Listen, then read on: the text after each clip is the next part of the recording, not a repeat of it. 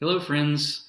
I'm sitting here with my dog. She's wanting to be held constantly today for some reason. So um, she and I are going to chat with you a bit about revolution because I hear a lot in the news today that conservatives on the right and progressives on the left, and generally there's a general seems to be thought out there that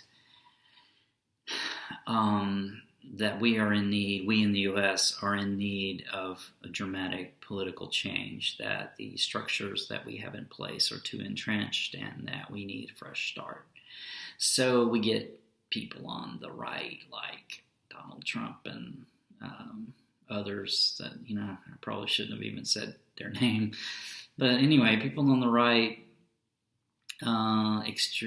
that feel like they're popular because they're considered to be outsiders, and then people on the left sort of have a similar dynamic going on and have for a while through Occupy Wall Street, etc., and other political candidates.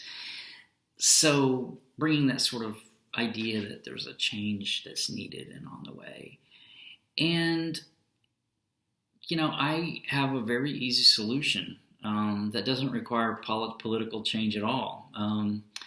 I think that a lot of times people take this shortcut of, oh, I need to vote for somebody, and if I vote for somebody, my candidate of choice that's, saying all the things I want to hear, then that's going to bring about the kind of change that I want to see. I've seen this my whole life, really. And, I'm of the opinion, actually, that politicians don't change until the people change. That it's the culture changing that drives political change, usually. And I think that's almost always the case, because politicians, by their very nature, they need to be able to reach a consensus among differing constituencies. So they are always piecing together a way forward from multiple points of view, in a democracy anyway. And so therefore, even if the radical right candidate wins or the radical left candidate wins, there's really only so much change that can occur on their agenda in a democracy, because there has to be a consensus reached among people. So to reach that consensus, they have to compromise. So this is why we wind up with these small incremental changes usually in things. But that's not revolutionary. That's small incremental change. That's evolutionary. So I have a way to be revolutionary. It would literally, if each person took this one step, it would literally change the dynamics of almost everything in society that you can think of. It would change our political structure and our political system. I'm just going to name a few, because we could talk about this for hours, but let's talk about the political structure. Let's talk about climate change, because it would impact climate change enormously. It would change dramatically. Our healthcare system would dramatically change almost overnight. If everybody took this one step overnight, it would change overnight almost. And then I think another argument would be our whole mindset of violence would change. And that would have huge implications for us as a people and us as a world power. And I'm speaking about the United States here, because this is where I'm speaking from. So those four things. So it would change our political system. It would change our healthcare system. It would change our impact on the environment. And it would change our cultural view of violence and how we view violence and power. And it would change our the way we operate as a people and as a world power. So what is the one thing that everyone can do to bring about these changes? Well, it's actually to become vegan. Becoming vegan would revolutionize these four aspects, and there are many, many, many more that we could discuss, but these four aspects would literally be revolutionized if everybody decided for the new year coming up, I'm going to be vegan. And did it. Actually, not everybody. We don't even need everybody to do it. We just need enough people to do it. So some people will never do it, because the way change occurs is there's usually early adopters, then others see that as, okay, well, that's worked out good for them, so I'll change too. And then there's always a group that never changes, which is why we still have people that don't use electricity and drive cars. And so it's just, there's always this, but we don't need everyone to change in order to create this revolution. We just need enough people to change. How will it change the political system?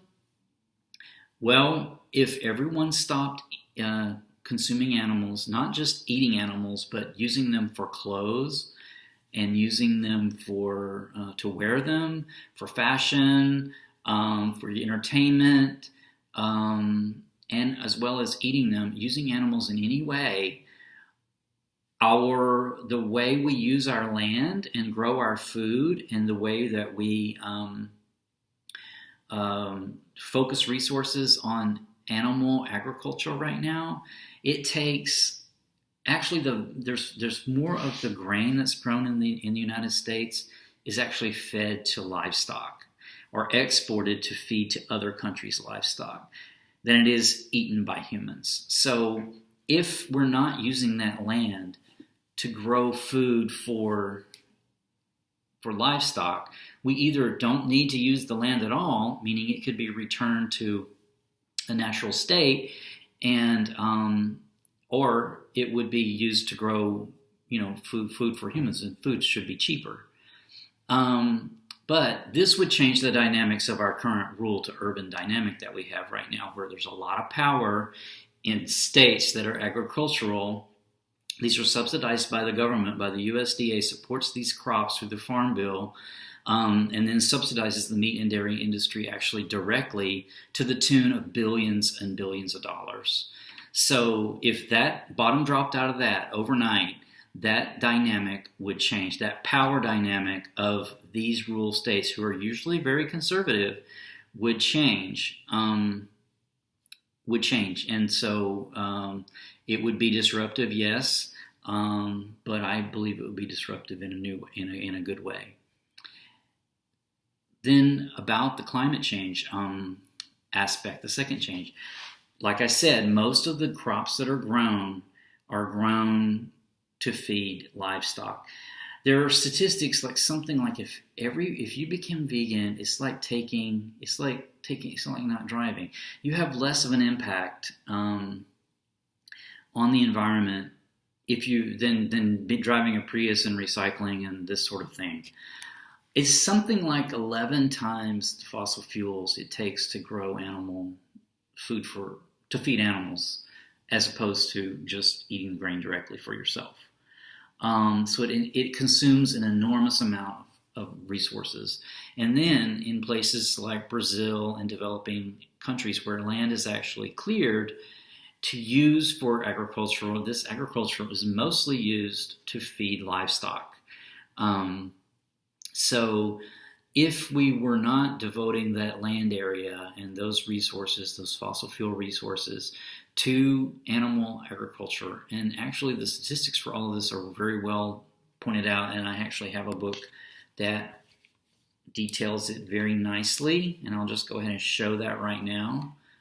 This book has all the statistics that you need. But there are lots of others. This is very, very easily found.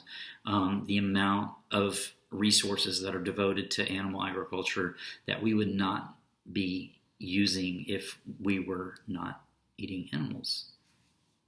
So healthcare is another one. So the third one is healthcare that I mentioned. So healthcare revolution. it's repeatedly shown that fruits and vegetables, nuts, whole grains, seeds, this is the diet for healthy eating. There are less rates of cancer. There are less rates of obesity among vegans. There are less rates of heart disease. There's less rates of cancer. All of the big killers is dramatically different among vegans. That's not to say that vegans don't get these diseases, because they do, because they're human diseases and vegans are humans, but the rates are much less and the risk is much less. So this would change our whole healthcare dynamic, our healthcare spending dynamic.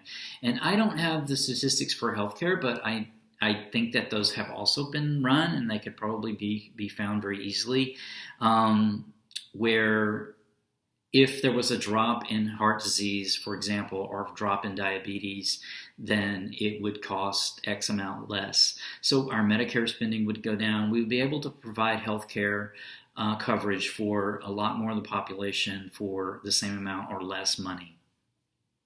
So that's pretty revolutionary. And finally, the last topic that I want to touch on, the last revolutionary aspect, is the drop in violence. And because I think this is actually the most important one and is the baseline for this revolution, and that's a moral baseline of violence. If we as a people decided to become vegan, or enough of us decided to become vegan, that we were not going to commit violence against other species just for our convenience, for our pleasure, or because of our cultural habit, these are not good reasons for violence. These are not good reasons at all for violence. So if we reject it and say we as culture, or I refuse to commit violence on a daily basis for my pleasure, for my convenience, or because of just the habit that I'm in. That's a revolutionary. That would cause a revolution in how we view violence and how we view violence in everyday life.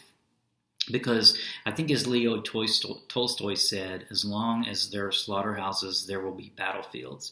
Meaning, as long as you can psychologically compartmentalize violence, and that's what happens among carnists.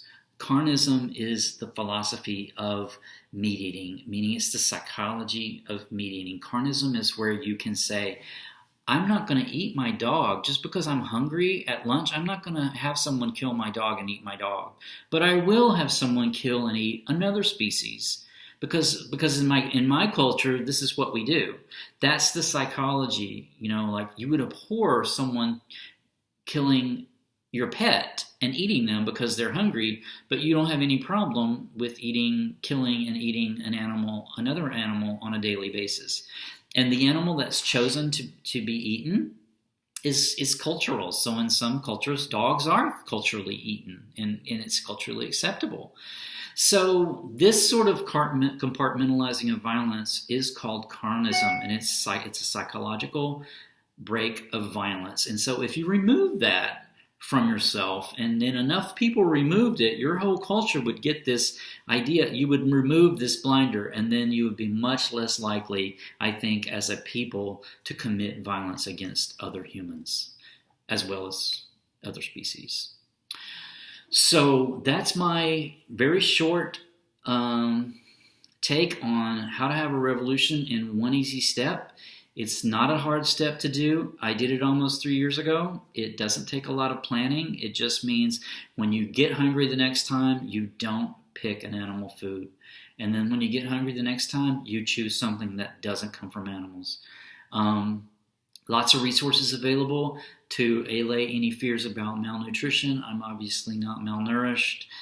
It's very easy to get all the nutrients that you need in a well-balanced diet of whole grains, nuts, fruits, seeds, vegetables, legumes.